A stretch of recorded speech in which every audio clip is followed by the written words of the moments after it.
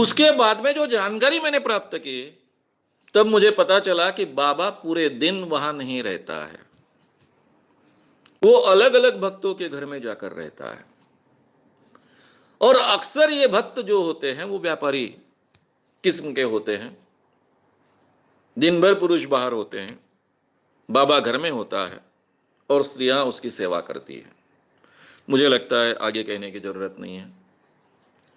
अब वहां पर एक जो किस्सा हुआ वो इंटरेस्टिंग है, इसलिए मैं आपके सामने रख रहा हूं। और ये किस्सा था, मेरे साथ में एक बीएड के प्राध्यापक आए थे, पंजाबी थे, साइंस के टीचर यानी साइंस के प्राध्यापक थे, बीएड को पढ़ाते थे। वो कभी पत्रकार रह चुके, उनको लगा मानव साहब पत्रकार हैं, वो लोगों की मुलाकातें ले रहे हैं। ये सब होने के बाद में मैंने छोड़ दिया एक डेढ़ घंटे बाद, और लोगों से बातचीत करने लग गया, जानकारी इकट्ठा करने लग गया। मेरा टेप रिकॉर्डर अंदर मेरे थैली में, तब शबनम साथ में रहती थी, उसमें शुरू था, सब बातें रिकॉर्ड हो रही थी। उनको लगा मैं भी अभी लोगों की मुलाकात लूँ, उसने भी मुलाकातें लेना शुरू कर दिया। वहां पर देवास के अग्रवाल डॉक्टर कर दो डॉक्टर आए थे, पति पत्नी। उसमें पत्नी थी गायनेकोलॉजिस्ट, और ये अपनी पत्नी को, ये प्राध्यापक बीएड के अपने पत्नी को लेकर ये गायनेकोलॉजिस्ट डॉक्टर के पास गए थे। तो उन्होंने उनको पहचाना, नमस्कार चमत्कार हुआ। फिर उन्होंने बोला कि आप कैसे क्या आ गई है यहां बाबा के दर्शन के लिए। ये दोनों डॉक्टर, दोनों पोस्ट ग्रेजुएट डॉक्टर, उसमें एक गायनेकोलॉजिस्ट स्त्री, वो कह रही कि हमको बच्चा नहीं होता था, हम बाबा के पास आए और बाबा की कृपा से हमको बच्चा हुआ। अब बाबा की कृपा से बच्चा हुआ तो ये साइंस का अध्यापक, उसने सवाल पूछा कि आप तो गायनेकोलॉजिस्ट डॉक्टर हो, मैं अपने बीबी को आपके पास लेकर आया था और आप कह रही हो कि बाबा की कृपा से बच्चा हुआ, बाबा की सेवा में जब आप आए तब बच्चा हुआ। तो स्त्री और पुरुष के जिस जरिए से बच्चा होता है उसी जरिए से बाबा से आपको बच्चा हुआ। अब ये कोई सवाल पूछता है क्या? हमारे अध्यापक इतने इसमें आ गए थे कि उन्होंने ये सवाल पूछा। अब कोई भी स्त्री को अगर इस ढंग से सवाल पूछा गया तो क्या होगा? उसने चिल्लाना शुरू कर दिया, नास्तिक लोग आए, पापी लोग आए, ये हुआ वो हुआ, गंदे गंदे आरोप कर रहे। अभी उसने तो डायरेक्ट आरोप तो कुछ नहीं किया था, पूछा था, और पूरा वातावरण भड़क गया।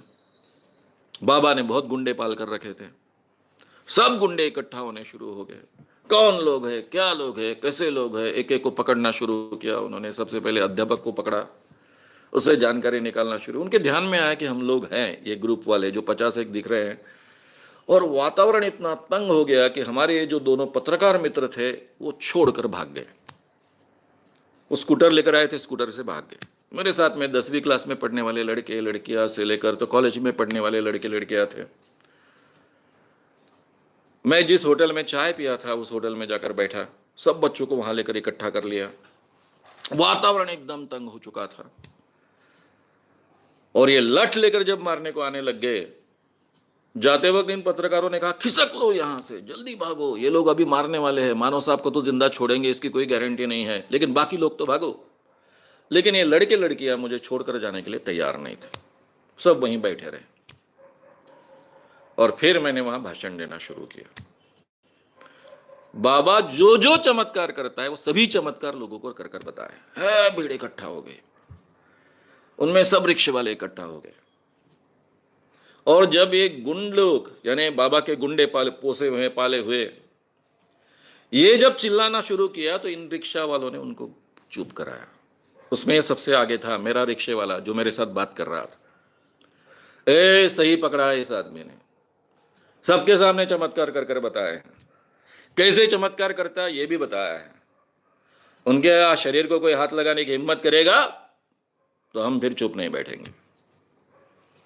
और फिर सब शांति हुई।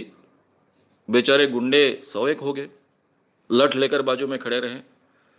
पब्लिक बहुत इंप्रेस हुई क्योंकि चमत्कार कर कर बताया, और बाद में उसके पीछे का कारण और सब चीजें बताई। फिर वहां से हम वापस आ गए।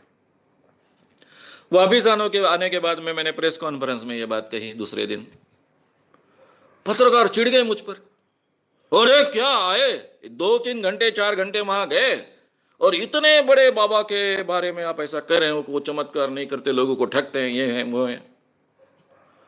फिर मेरा पत्रकार जागरूक हुआ। फिर मैंने महाराष्ट्र में पत्रकारों ने यह काम कैसा किया, आचार्य अत्रेय जी ने काम किया, स्वातंत्र्य वीर सावरकर ने काम किया, प्रबोधनकार ठाकरे ने काम किया, इस क्षेत्र में बाबा साहब आम्बेडकर ने क्या बातें रखी, ज्योतिबा फुले ने क्या बातें रखी, और ये सभी पत्रकार कैसे थे, आगरकर ने कैसी बातें रखी, आगरकर भी कैसे पत्रकार थे। तो हम पत्रकारों की जिम्मेदारी क्या है। अब प्रेस कॉन्फ्रेंस में मैं गया था, लेकिन ये बातें मुझे समझानी पड़ी, और फिर थोड़ा वातावरण बदला, मैंने चमत्कार कर कर बताया, और आगे का किस्सा। बाबा बड़े पैमाने पर पहली बार जीवन में एक्सपोज हुआ। अगर आपको ये वीडियो पसंद आया हो तो उसे ज़रूर लाइक करें, लोगों में ये अवेयरनेस फैलाने में हमारी मदद करें, वीडियो को ज़रूर शेयर भी करें। तो हमारे YouTube चैनल श्याम मानव को विज़िट करें। ऐसे सारे वीडियोस का आनंद लेने के लिए हमारे चैनल को सब्सक्राइब करें, उसके लिए सब्सक्राइब बटन दबाएं। नए वीडियोस का नोटिफिकेशन पाने के लिए बेल आइकन दबाएं।